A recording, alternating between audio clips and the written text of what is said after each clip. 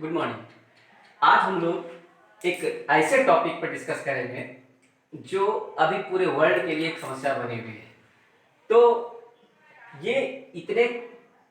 जिस टॉपिक के बारे में हम लोग डिस्कस करेंगे वो कोई और नहीं बल्कि आज हम सभी इसके बारे में अवेयर भी हैं कि कैसे इससे बचें और नॉन भी है। उसका कुछ और नाम नहीं बल्कि आपका नोवेल कोरोना, मतलब नया म्यूटेड फॉर्म है या नेचुरली फॉर्म है ये पता नहीं है, लेकिन ये नोवेल कोरोना मतलब कि कोरोना फैमिली का ही एक और वायरस जो कि हम सभी को पीड़ित करके रखा है, उसी के बारे में हम लोग जानेंगे कि वो कैसे स्प्रेड किया, उसका इपी सेंटर कहाँ था, वो आज स्प्रेड करके पूरे वर्ल्ड में वो एक पेंडेमिक डिजीज कैसे बना, उसकी बनावट कैसी है, उसका किस तरह से हम लोग पता कर सकते हैं, कैसे डायग्नोस्ट कर सकते हैं और किस तरह से उसका ट्रीटमेंट अभी तक क्या है, जो एक पॉसिबिलिटीज है कि इस प्रकार से किस तरह ये मेडिसिन जो हम लोग ले रहे हैं, कुछ ऐसे पर्टिकुलर मेडिसिन जो आज हम लोग डिस्कस करेंगे, वो कैसे हमारे बॉडी में वो एक्शन करता है। तो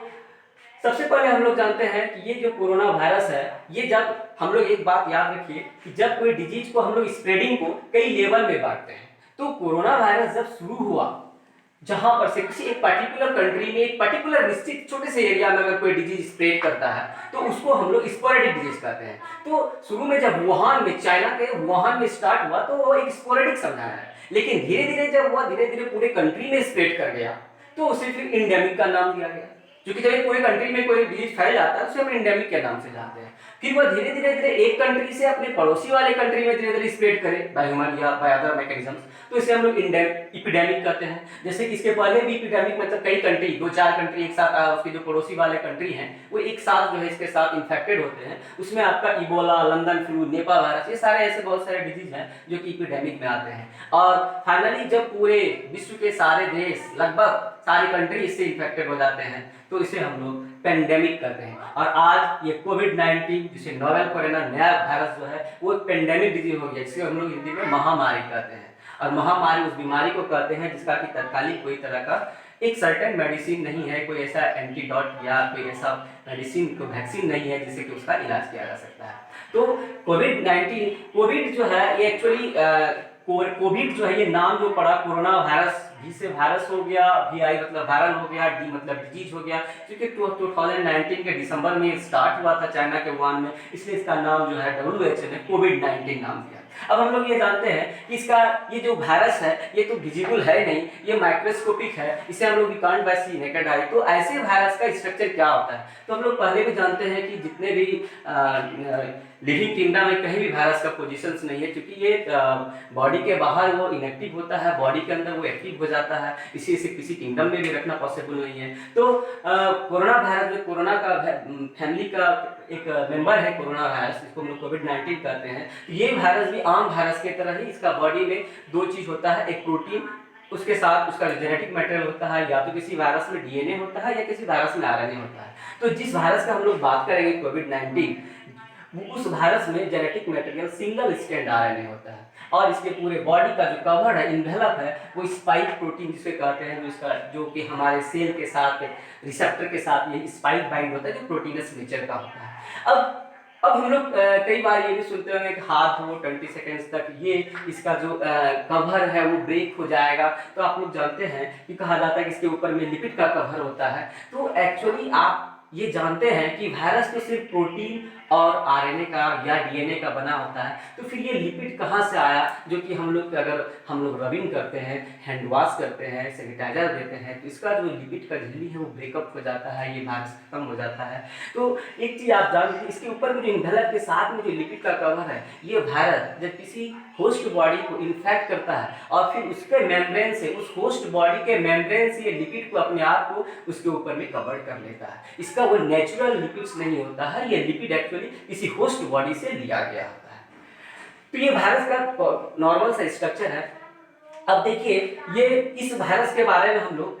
इसका अगर हम लोग ट्रीटमेंट करना चाहते हैं तो चूंकि हम लोग जानते हैं कि जब वायरस के लिए, कोई बैक्टीरिया या कोई पैरासाइट्स के लिए हमारा बॉडी इम्यून रिस्पॉन्स, जितना ज़्यादा आपका बॉडी इम्यून रिस्पॉन्स करेगा उतना ज़्यादा आपके बॉडी में एंटीबॉडी का प्रोडक्शन होगा। और हम लोग जैसा जानते हैं कि हमारे बॉडी में एंटीबॉडी एंटीजन को किल करता है, और वायरस एक एंटीजन के तरह एंटर कर रहा है, इसके सरफेस को के अनुसार एंटीबॉडी फॉर्मेशन होगा और वो किल होगा। लेकिन अभी ये क्योंकि ये पेंडेमिक है, इसका मतलब है कि इस डिजीज का हमारे बॉडी में जब इंटर करता है, इसके लिए हमारा बॉडी एंटीबॉडी का प्रोडक्शन नहीं कर पाता है। हमारा बॉडी के ऊपर ये वायरस डोमिनेंट हो जाता है और फिर हमारे बॉडी के धीरे धीरे डिफरेंट बॉडी का जो सिस्टम होता है उसको कोलैप्स करने लगता है और फाइनली हम लोग डेथ कर जाते हैं। और जो बॉडी जो सर्वाइव कर रहा है उसका बॉडी कहीं ना कहीं इम्यून रिस्पॉन्स कर रहा है, कहीं ना कहीं प्राइमरी रिस्पॉन्स करके सेकेंडरी रिस्पॉन्स कर रहा है और फिर एंटीबॉडी का प्रोडक्शन कर रहा है। फिर हम लोग सुने कि अभी जो मलेरिया का दवाई यूज किया जाता है जिसको हम लोग हाइड्रोक्सीक्लोरोक्विनीन कहते हैं, ये हाइड्रोक्सीक्लोरोक्विनीन जो है ये एक्चुअली मलेरिया की दवा है, लेकिन ये इसमें कैसे कारगर सिद्ध होता है वो हम लोग मैकेनिज्म का जानेंगे कि कैसे ये आपके बॉडी में जाने के बाद भी हाइड्रोक्सीक्लोरोक्विनीन आपके बॉडी में इस वायरस को ग्रोथ करने से रोकता है। फिर अभी एक नया दवा है जो इबोला वायरस के लिए, स्पेशली इबोला वायरस के लिए वो दवा, जब इबोला का इन्फेक्शन पूरा फैला हुआ था उस समय ये रेमडेसिविर मेडिसिन का बनाया गया था, लेकिन वो उतना कारगर सिद्ध नहीं हुआ था। तो वैसी कंडीशन में अभी रेमडेसिविर दवाई देने से भी बहुत सारे पेशेंट इससे ठीक हो रहे हैं। ये इसका मैकेनिज्म बॉडी में क्या होता है वो हम लोग जानेंगे। और फिर लास्ट में हम लोग जानेंगे एक्चुअली इसका टेस्ट क्या है। बहुत सारे ब्लड सैंपल लेकर के ब्लड से सीरम से एंटीबॉडी निकाल कर ये टेस्ट कर कि उस पर्टिकुलर वायरस का एंटीबॉडी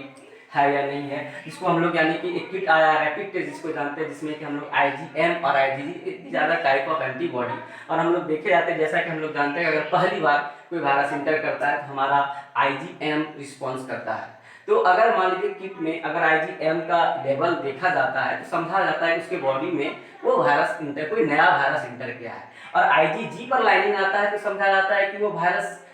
पहले से मौजूद है और उसके खिलाफ जो है एंटीबॉडी बहुत सारा बन रहा है। लेकिन ये उतना कारगर सिद्ध नहीं, कोई नया वायरस के लिए भी IgM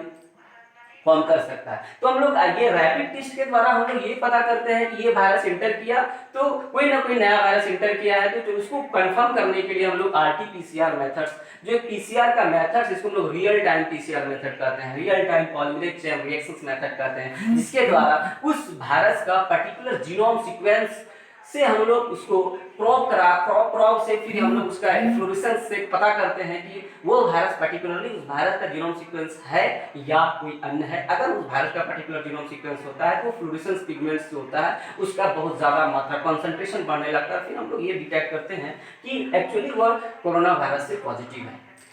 तो हम लोग एक एक करके इसके बारे में हम लोग सबसे पहले देखते हैं कैसे हाइड्रोक्सीक्लोरोक्विनीन करता है। देखिए अब हाइड्रोक्सीक्लोरोक्विनीन का इफेक्ट दिखाते हैं। जब हमारे बॉडी में कोरोना वायरस कि कोई कोविड-19 इंटर करता है हमारे बॉडी में तो वो हमारे सेल पर अटैक करता है। तो हमारे सेल में कोई भी जो हमारे सेल में जो कोई अंदर जाता है तो उसके लिए कोई ना कोई रिसेप्टर्स होता है। तो इस सेल में कुछ सेल में यानी हमारा बॉडी या किसी भी ह्यूमन बॉडी में सेल पे जो रिसेप्टर होता है वो रिसेप्टर इस स्पाइक के साथ बाइंड होता है और इस रिसेप्टर का नाम है ACE2 रिसेप्टर, मतलब एंजियोटेंसिनोजन कन्वर्टिंग एंजाइम 2 रिसेप्टर्स। ये angiotensinogen converting enzyme 2 receptors specially जो है ये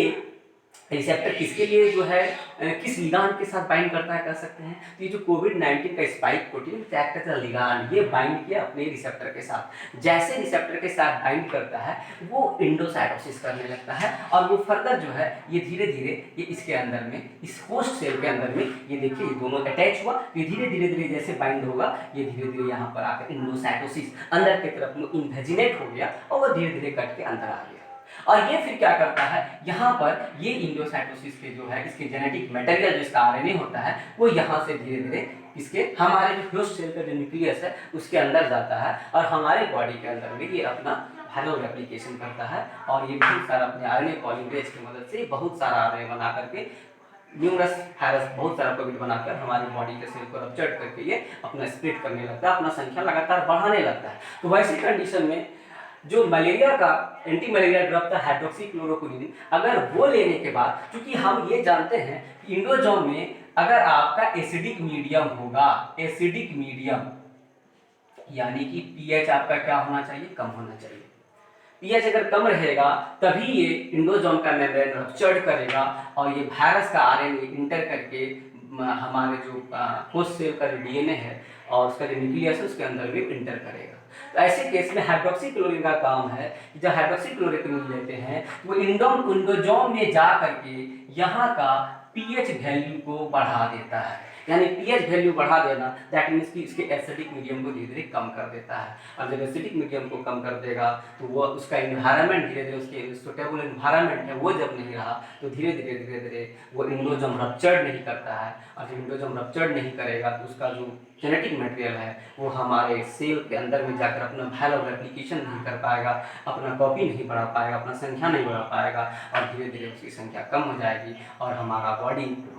इसके इन्फेक्शन से इन्फेक्ट तो हो गए हैं लेकिन ये इसकी संख्या इसमें नहीं बढ़ पाएगी और हम धीरे धीरे से यह क्यूर होने की तरफ में धीरे धीरे कारगर साबित होने लगेंगे।